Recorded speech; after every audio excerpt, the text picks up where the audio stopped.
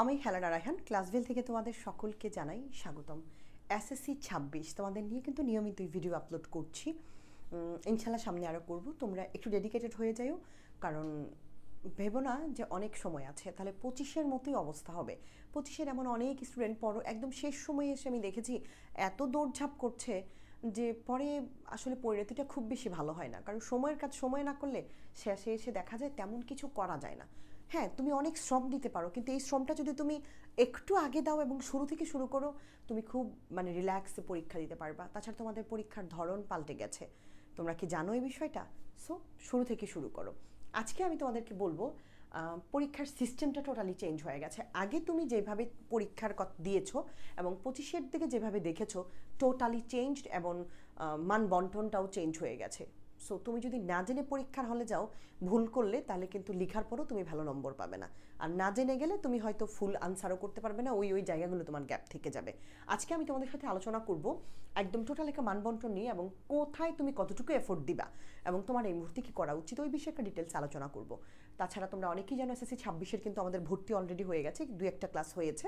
আমরা শুরু থেকে শুরু করছি, একদম জ্যামিতি বলো, বাংলা বলো, দ্বিতীয় পত্র বলো, খুব সুন্দর ক্লাস নিচ্ছি।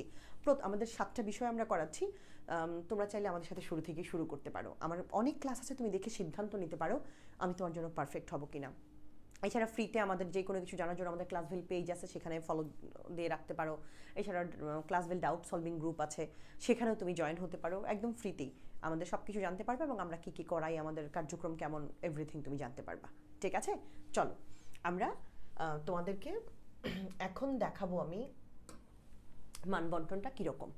আর আমাদের কিন্তু 50% ডিসকাউন্টে ভর্তি চলছে, ঠিক আছে? সুযোগটা কোনোভাবেই মিস করো না, সাথে একটা বই ফ্রি পাচ্ছ, আমাদের ওই বইটা।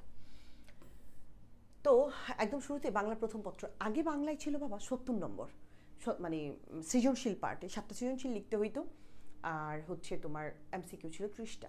কিন্তু এখন দেখো তোমাদের জন্য কি করেছে ওরা, সৃজনশীল দিতে হবে 50 নম্বর, আর বর্ণনামূলক প্রশ্ন, যেটা আগে আমরা রচনামূলক বড় প্রশ্ন লিখতাম, আমরা যখন পড়াশোনা করেছি অনেক আগে, আমরা কিন্তু সৃজনশীল পাইনি, আমাদের সময়ের কথা বলছি আমি 2006-এ এসএসসি দিয়েছি। তো ওই রকম তোমাকে প্রশ্ন লিখতে হবে। তার মানে মিক্স করেছে, বর্তমানটাও রেখেছে, আগেরটাও এনেছে। অর্থাৎ তোমার মুখস্থ বিদ্যাটাও দরকার, সৃজনশীলটাও দরকার, দুইটাই তোমার সাথে একটা ব্যালেন্স করা হচ্ছে। ঠিক আছে? তো সৃজনশীল দিতে হবে 5টা, 50 নম্বরের জন্য, আর বর্ণনামূলক প্রশ্ন দিতে হবে 20 নম্বর, আর এমসিকিউতে দিতে হবে বহু নির্বাচনী প্রশ্ন 30। এটা বাংলার কথা বলছি। সৃজনশীল প্রত্যেকটায় 10 করে, আর বর্ণনামূলক 10 নম্বর করে তোমাকে 2টা দিতে হবে, তাহলে 20 পাবা। গদ্য অংশ থেকে 4টা সৃজনশীল থাকবে, কবিতা থেকেও 4টা, মোট 8টা থাকবে সৃজনশীল প্রশ্ন। গদ্য থেকে 2টা দিতে হবে ন্যূনতম, তাহলে 4টা থেকে 2টা তো দেয়াই যায়, ভালোই কমন পড়ার কথা। কবিতা থেকেও 2টা দিতে পারবা, 4টা থেকে 2টা, মোট 5টা। এবার বাকি একটা তুমি যেখান থেকে খুশি দাও, মনে করো গদ্য থেকে বেশি কমন আসছে, 3টাই দিলা, পদ্য থেকে অথবা 3 ভাল লাগছে, 3টাই দিলা, কিন্তু 5টার বেশি দিতে পারবা না, হয় 3-2 নয় 2-3, যেভাবেই দাও দাও। এবার ওই যে আমরা সহপাঠ পড়েছি না, আমাদের যে উপন্যাস অংশ, যেটা সহপাঠটা আগে আমরা বহির্পিঠ থেকে বা আমাদের যেটা ছিল কাকতারুয়া থেকে, আমরা কি করতাম, সৃজনশীল প্রশ্ন লিখতাম, 2টা দিতে পারতাম, সুযোগ ছিল। এখন ওইটা পড়বো আমরা, পুরোটা ডিটেলস একটা ধারণা রাখবো, কিন্তু এটাকে আমরা বর্ণনামূলক বড় একটা ঘটনা যেটা বলবে, যেমন কোনো একজনের ঘটনা বলবে, তার সম্পর্কে ব্যাখ্যা করো, বা মুক্তিযুদ্ধের ফলাফল কী ছিল, অথবা বহির্পীরের চারিত্রিক বৈশিষ্ট্যাবলী, যাই বলুক না কেন, এই টাইপের প্রশ্নগুলো তোমাকে বেশ বড় করে লিখতে হবে। এখন এটা কিন্তু অনেকে বানায় লিখতে চায়, বানায় কিন্তু খুব বেশি কিছু লেখা যায় না, যদি এটা সম্পর্কে, ক্যারেক্টার সম্পর্কে ধারণা না থাকে, তাহলে কিন্তু তুমি লিখতে পারবা না। সো এই হচ্ছে তোমাকে, একটা স্টুডেন্টকে যেমন কেউ মুখস্থ পারে, মুখস্থ দেওয়া হবে না, কেউ সৃজনশীল পারে, সেটা দিয়েও হবে না, ব্যালেন্স করেছে। সো তুমি যদি ডেডিকেটেড না হও এবং সময় থাকতে কাজ না করো, কোনো না কোনো একটা জায়গায় গিয়ে তুমি আটকে যাবা। হয় তুমি বর্ণনামূলক লিখতে পারবা না, নয় তুমি সৃজনশীল পারবা না, নয় তুমি এমসিকিউ পারবা না। এবার একদম একটা মিক্সড একটা জিনিস তোমাদেরকে দিয়েছে, যেটাকে আমরা বলছি ধরো সালাদ, এই টাইপের কিছু, সব কিছু থাকবে এর মধ্যে, তোমাকে পারতে হবে। ঠিক আছে? কোনো একটা স্টুডেন্ট হয় না কোনো একটা বিষয় খুবই স্ট্রং, তো এরকম যাতে না হয়, প্রত্যেকটা একদম মিক্স করে দিয়েছে। এবার তুমি করো, তোমার যোগ্যতা থাকলে ভালো কিছু তুমি বের করে আনো, অর্থাৎ তোমাকে ডিটেইলসে পড়তে হবে। একটু একটু ভাষা আইডিয়া নিয়ে তুমি আর কিছুই করতে পারবে না। সো সাবধান হয়ে যাও, পড়াশোনা করবো বা পড়াশোনার বাইরে কিছু নাই, জানো। প্রশ্ন কঠিন, ধরন চেঞ্জ হয়েছে, কিন্তু বিশ্বাস করো তুমি পারবা। কিন্তু বেসিক থেকে শিখবা, যেখানেই যাও, যার ক্লাস দেখো, বিজ্ঞাপনে প্রলোভন না পড়ে বিজ্ঞাপন দেখে, যেমন আমিও বিজ্ঞাপন দিই, তুমি আমার বিজ্ঞাপন দেখে ভর্তি হওয়ার দরকার নেই, আমার ক্লাস দেখো, আমার কথা বুঝো কিনা, আমার ক্লাসের পর তুমি আরও কয়েকটা সমাধান করতে পারো কিনা, তুমি যার উত্তর অন্য কোথাও পাও নাই সেটার উত্তরগুলো আমার কাছে পেয়েছো কিনা। যদি হয়ে থাকে এমন, দ্যাটস ইট, তাহলে তুমি বুঝবা যে তোমার জন্য সেই টিচারই পারফেক্ট। আমি সবার জন্য পারফেক্ট হব না, আবার কেউ আমার জন্য পারফেক্ট হবে, এমনটাই তো, তাই না? বাংলার বেলায় সেম, বাংলা দ্বিতীয় পত্র বেলায় 30টা এমসিকিউ, এটা আমরা সবাই জানি। আর রচনামূলকের মধ্যে আছে অনুচ্ছেদ রচনা, 2টা থেকে 1টা দিতে হবে। তারপর চিঠিপত্র, সংবাদপত্র আছে, সারাংশ সারমর্ম আছে, ভাব সম্প্রসারণ আছে। বাংলায় এই যে জিনিসটা, বাংলায় অনুবাদ, ঠিক আছে, 10 নম্বর, এটা কিন্তু নতুন।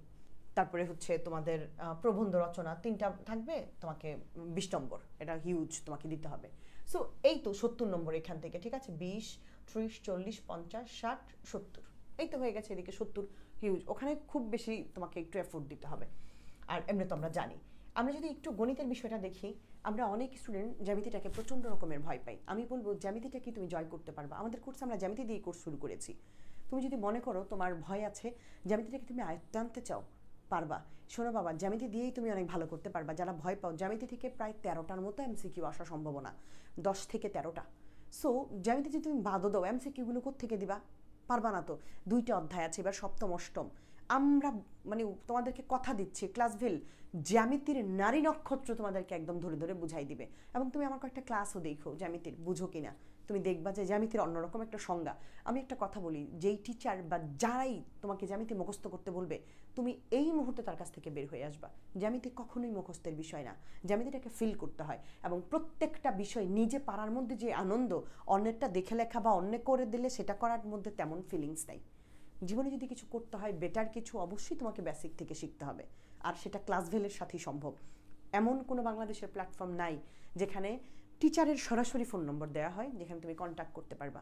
আমার ফোন নম্বর সরাসরি তুমি পাইবা, এবং সরাসরি আমাকে যেই কোনো সিচুয়েশনে তুমি নক করতে পারবা। ইনশাল্লাহ আমি পাশে থাকি স্টুডেন্টদের, ট্রাই করি তাদেরকে হেল্প করার জন্য।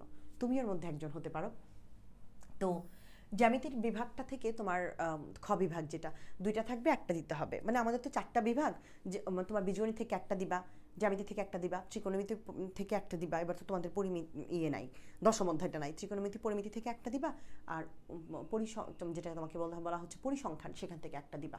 4টা দেওয়ার পরে তোমার যদি মনে হয় যেটা তুমি সবচেয়ে বেস্ট পারো, এখান থেকে আরও 1টা দিবা, ঠিক আছে? অর্থাৎ 5টা দিতে পারো।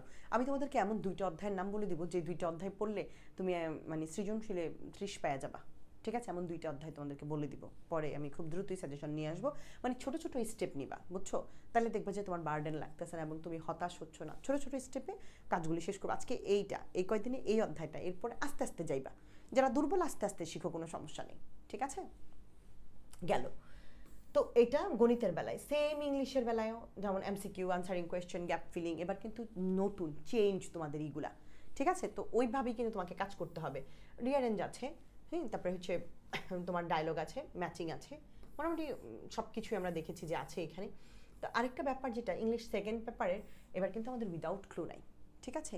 তো এখানে আমাদের উইথ ক্লু আছে, তারপর সাবস্টিটিউশন টেবল আছে, right form of verb, changing সেন্টেন্সের মধ্যে আমাদের আবার 2টা পার্ট বাদ দিয়ে দিয়েছে। সেটা হচ্ছে তোমার এমনি করে প্রত্যেকটা বিষয়ে কিছু কিছু জিনিস কমানো হয়েছে। তো মানবন্ধনটা কিন্তু চেঞ্জ, এবং সংক্ষিপ্ত প্রশ্ন আছে। গণিতের একটা বিষয় তোমাদেরকে বলা হয়নি, এখানে 15টা প্রশ্ন থাকবে সংক্ষিপ্ত, যেটা থেকে 10টা প্রশ্নের উত্তর দিতে হবে, 10 দুগুণে 20 নম্বর। অনেক স্টুডেন্ট এই জায়গাটায় ধরা খাবে। এইখান থেকে 20 নম্বর তুমি যদি না পারো, এমসিকিউতে যদি না পারো, তাহলে কিন্তু এগুলো কিন্তু আর একটা এমসিকিউর মতোই। বেসিক না জানলে কখনোই মুখস্থ করে বা কিছু করে অঙ্ক দিয়ে আসতে পারবা না, ঠিক আছে? আর অঙ্ক কোনো দিন এই ফাঁদে পা দিও না যে নিচের উত্তর ঠিক করে দিলাম, উপরেরটা যেমনে তা হইল। টিচাররা কি এতই বোকা, বোঝেন না? সো এই ভুল জীবনেও করো না, কেমন? তার মানে বলতে গেলে এমসিকিউ 30টা, ওখানেও প্রায় তোমার 10 নম্বর, তার মানে 50 নম্বর একটা রিস্ক। বেসিক না জানলে কিন্তু এখানে তোমার সমস্যা।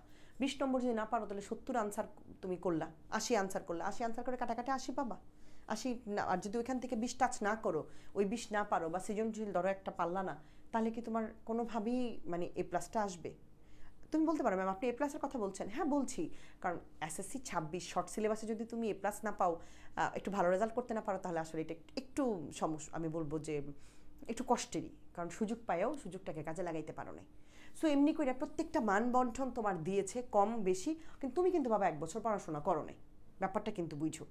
সো পড়াশোনাটা শুরু থেকে শুরু করো, যা কিছুই হয়ে যাক না কেন সব কিছু চেঞ্জ হয়েছে, মান বন্টন আগের চেয়ে চেঞ্জ, ছোট প্রশ্ন, বর্ণনামূলক, সংক্ষিপ্ত প্রশ্ন। সো এগুলোর সাথে তাল মিলাইতে হইলে একদম বেসিক থেকে শিখতে হবে এবং শুরু থেকেই শুরু করতে হবে। এখনও সময় আছে, চলো শুরু করি। ক্লাস ভ্যালি 50% ডিসকাউন্টে ভর্তি চলছে, চাইলে ক্লাস ভ্যালির সাথেই তোমার যাত্রাটা শুরু করতে পারো। ভালো থাকো সবাই, সবার জন্য অনেক অনেক শুভকামনা।